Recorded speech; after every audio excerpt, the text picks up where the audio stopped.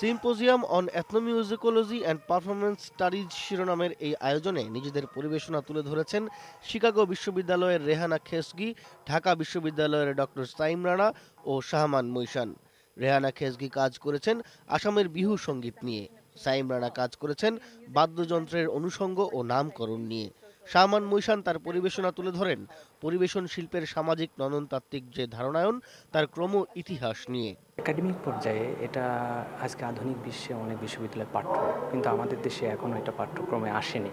তাই সেটাকে একটা উৎসাহের জায়গায় নিয়ে আসা, অন্তর্ভুক্তি কিভাবে করা যায় সেরকম একটা পলিসির জায়গা থেকে ভাবনগর ফাউন্ডেশন এটা করছে।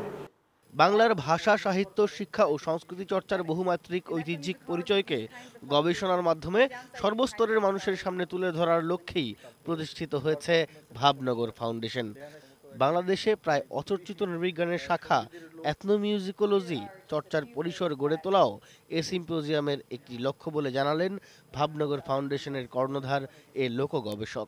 শুনলে অভিভূত হয়ে যাবেন যে আজকে ইউএসএ, ইউরোপ এবং এশিয়ার বিভিন্ন দেশের ভিন্নভাষী অধ্যাপকরা বাংলায় আর্টিকেল লিখছেন ভাবনগর ফাউন্ডেশন পত্রিকার জন্য, ভাবনগর জার্নালের জন্য।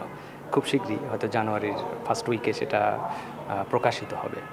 জ্ঞান, শিক্ষা, সাংস্কৃতিক ঐতিহ্য, উৎপাদন, উন্নয়ন, এমনকি অর্থনীতি ও সভ্যতার ক্ষেত্রে ঐতিহাসিকভাবেই প্রাচীন ও মধ্যযুগের বাংলা শ্রেষ্ঠত্বের দাবিদার। বাংলার সেই ঐতিহ্যিক শ্রেষ্ঠত্বকে গবেষণার মাধ্যমে আহরণ করা এবং তার সাম্প্রতিক প্রয়োজনীয়তা নির্মাণে সকলকে উদ্বুদ্ধ করাই নিজেদের প্রধান কাজ বলে মনে করে সংগঠনটি। সংস্কৃতির মাধ্যমে শিক্ষা, গবেষণা ও উন্নয়নে বাংলার বৃহত্তর জনসমাজকে আকৃষ্ট করতে চায় ভাবনগর। সে লক্ষ্যেই লোকশিল্পের বিভিন্ন অনুষঙ্গ নিয়ে এবারের আয়োজন।